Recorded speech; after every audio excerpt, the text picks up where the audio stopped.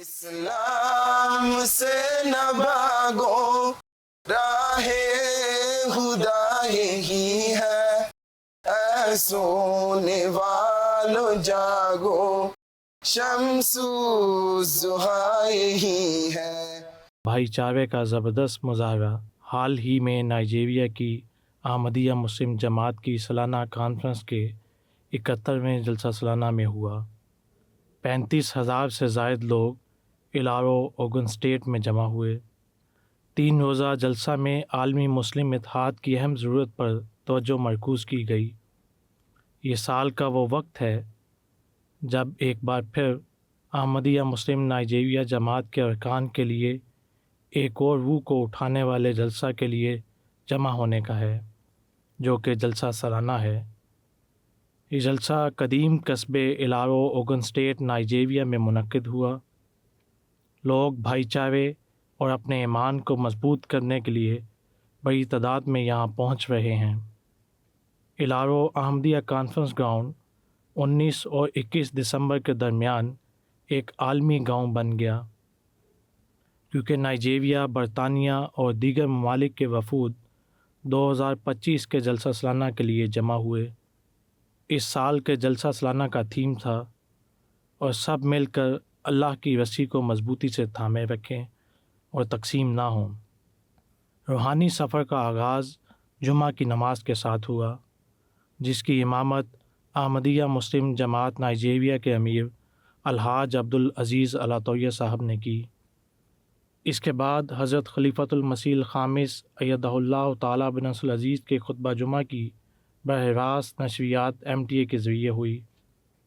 باضابطہ افتتاحی تقریب کا آغاز نائجیریا کا جھنڈا اور لوائے احمدیت لہرا کر کیا گیا۔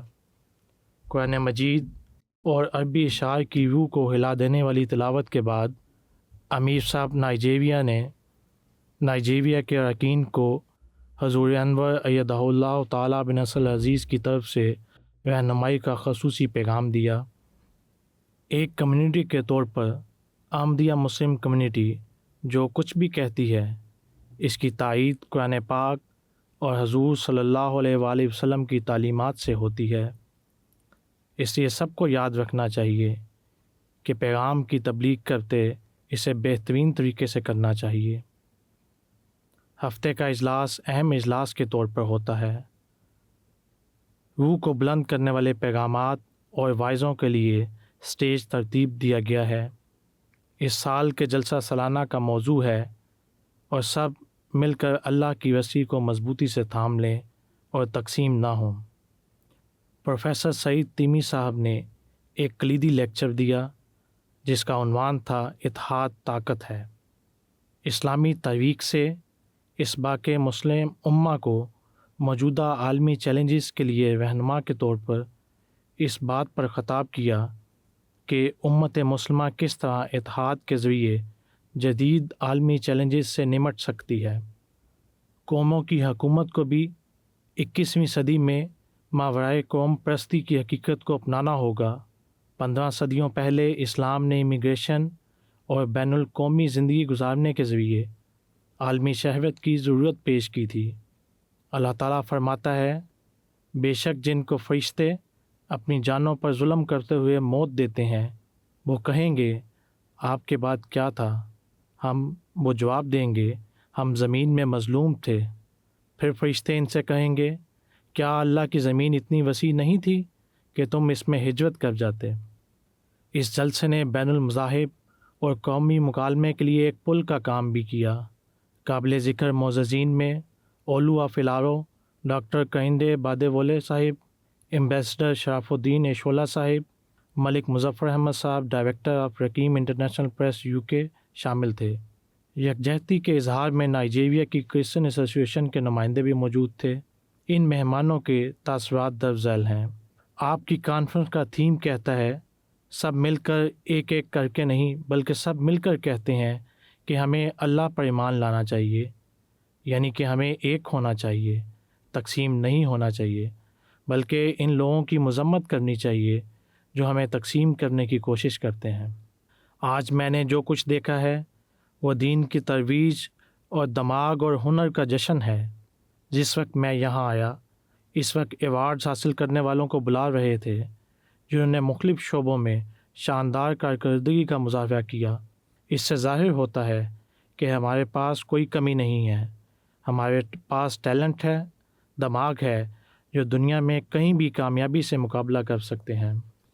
نائجیریا میں یہ میرا 5واں جلسہ سالانہ ہے اور میں اس جذبے، بھائی چارے اور نظم و ضبط کو دیکھ کر بہت خوش ہوں جو ہماری روایات کے مطابق ہے۔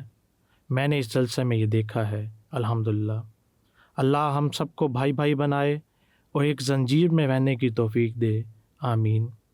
صحیفہ ہمیں اپنی قوم کے امن کے لیے دعا کرنے کا حکم دیتا ہے، اور یہ نائجیرین کی کرسچن ایسوسی ایشن کا ایک اور پیغام ہے۔ چونکہ اس سال یہ کانفرنس اپنی نوعیت کی 71ویں کانفرنس ہے، ہمیں بھی اپنی قوم کو دعاؤں میں یاد رکھنا چاہیے۔ خدا تعالیٰ کے وجود پر لیکچر اور اسلامی علم برداروں کی پاکیزہ مثالوں کے علاوہ کنونشن میں تعلیمی میرٹ ایوارڈز، نمائشیں اور گہرے روحانی پروگرام شامل تھے، جن میں نماز تہجد اور مجلس سوال و جواب شامل تھے۔ بعض احباب کے انٹرویوز ہوئے جن میں ان آراء کا اظہار کیا گیا۔ الحمدللہ رب العالمین، در حقیقت اس کا آغاز اچھا ہوا، ہم نے تیاریاں کی، مجھے منتظمین میں شامل ہونا نصیب ہوا، میں تعمیرات کا انچارج ہوں اور اللہ کے فضل سے سب کچھ اچھا ہو گیا۔ خلیفہ وقت کی دعاؤں کے ساتھ جو ہمارے لیے کرتے ہیں، ہم نے اس اجتماع سے بہت لطف اٹھایا۔ میں نے پوری دنیا میں بہت سارے جلسوں میں شرکت کی ہے اور اس جلسے میں آتا ہوں کیونکہ میں نائجیریا میں نہیں رہتا۔ یہ میرے لیے بہت خاص ہے۔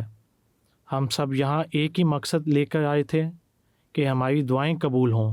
میں دعا کرتا ہوں اور یقین کرتا ہوں کہ ہم اس وقت جہاں کھڑے ہیں وہ ایک مقدس سرزمین ہے اور ایک بابرکت سرزمین ہے کہ ہمارے خلفاء نے اس سرزمین پر قدم رکھا۔